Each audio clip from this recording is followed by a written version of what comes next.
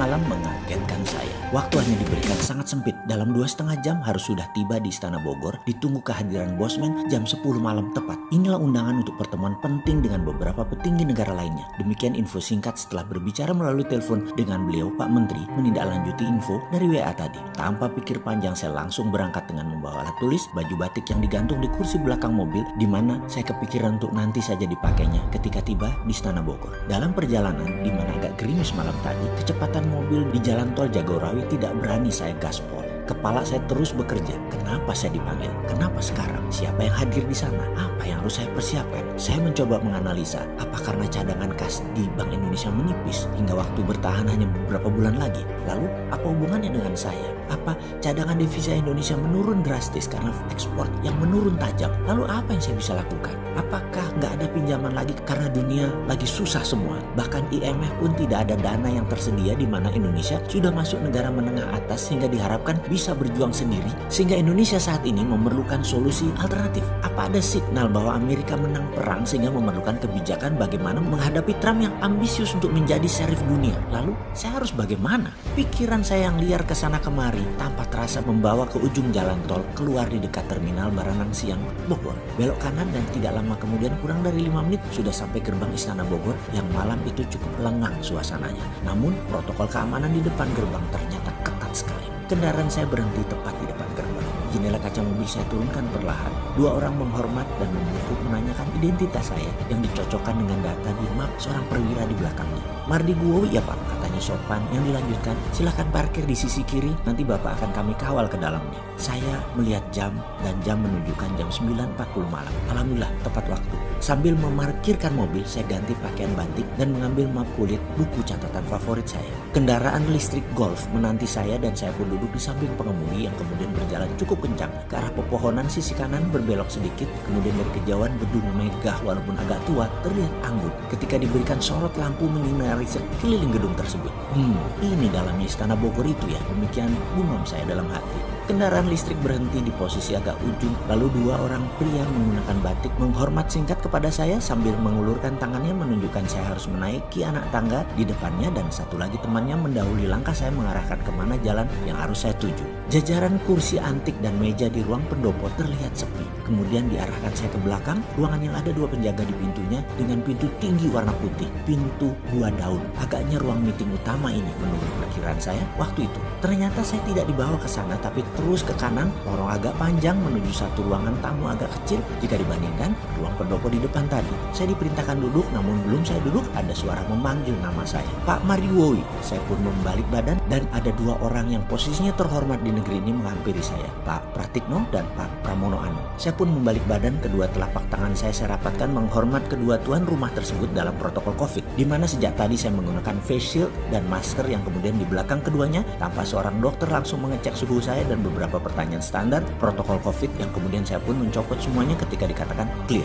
Masker dan face shield saya lepas. Kemudian Pak Pratikno dengan santun berkata, terima kasih, pesan saya dijawab cepat dengan kehadiran Pak Mardigu di sini. Yang saya jawab cepat sambil setengah menunduk. Oh nggih, siap Pak Menteri. Oh iya maaf, ada apa ya? Kok orang seperti saya yang jauh dari kepantasan diperintah datang ke Istana Bogor? Pertanyaan saya tidak dijawab oleh Pak Pratikno, juga tidak dijawab oleh Pak Pramono Anung. Lalu Pak Pramono Anung berkata dengan perlahan, nanti di dalam saja semua penjelasannya. Sambil dirinya memerintahkan saya mengikuti dirinya berjalan. Silakan Pak Mardigu, katanya sambil berjalan, yang saya ikuti dengan segera. Kemudian kami berjalan ke arah ruangan yang tadi saya lewati dan kali ini pintu telah separuh terbuka. Pak Pratikno mendahului masuk dan saya pun mengikutinya. Jreng! Kehadiran kami menjadi perhatian beberapa pejabat yang duduk di meja meeting panjang, di mana posisi ujungnya ada Pak Presiden Jokowi, di kiri kanannya ada Panglima TNI, ada Kapolri, Ketua DPR, Ketua MPR, Gubernur Bank Indonesia, Ketua BPK, yang kemudian kami saling salam ala protokol COVID dan mereka pun mempersilahkan saya duduk di samping Pak Pratikno. Kami bersepuluh, di mana kemudian Pak Presiden memerintahkan yang lain kecuali yang berada di meja meeting ini untuk keluar ruangan.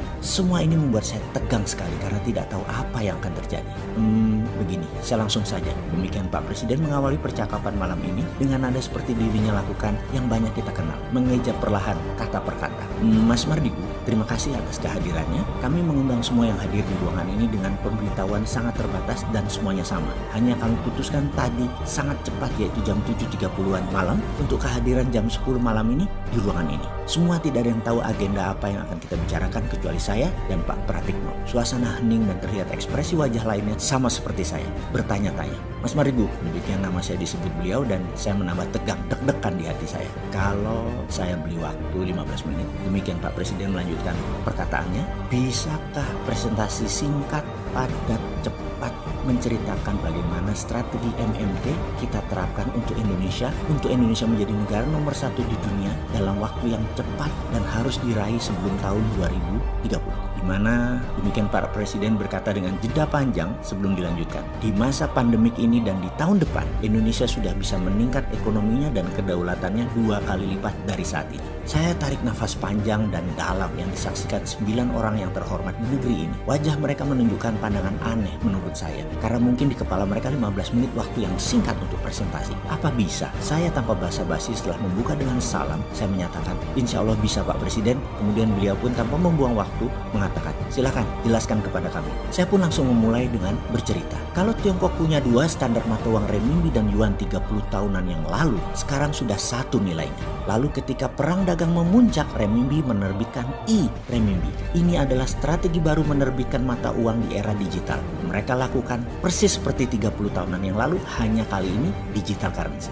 Jadi saya usulkan ada baiknya Indonesia membuat e-rupiah atau e-rupiah yang berbasis blockchain dengan underlying proyek nasional produktif. Sekali lagi, penekanannya adalah proyek nasional produktif, yaitu faktor produksi untuk ekspor berbahan baku lokal, kemudian proyek produksi pengganti impor, kemudian proyek produksi pemenuhan kebutuhan nasional termasuk pangan dan kesehatan, kemudian proyek produksi penunjang pertumbuhan nasional seperti infrastruktur dinamis lainnya termasuk kawasan ekonomi khusus bebas pajak minimum 10 tahun. E-rupiah ketika diterbitkan dengan Trusted Open Ledger ini akan mudah mengontrol peredaran digital currency rupiah tersebut sehingga menariknya kembali dari peredaran untuk kendali inflasi menjadi mudah. Sarananya, saya punya program blockchain sudah jadi sejak 2 tahun yang lalu untuk dashboard pemerintah dan kendali sistem distribusi digital currency rupiah yang akan saya berikan ke negara. Dan sebaiknya dibuatkan lembaga khusus untuk hal ini yaitu SKK Satuan Kerja Khusus Keuangan selama proyek ini berjalan yaitu 10 tahun.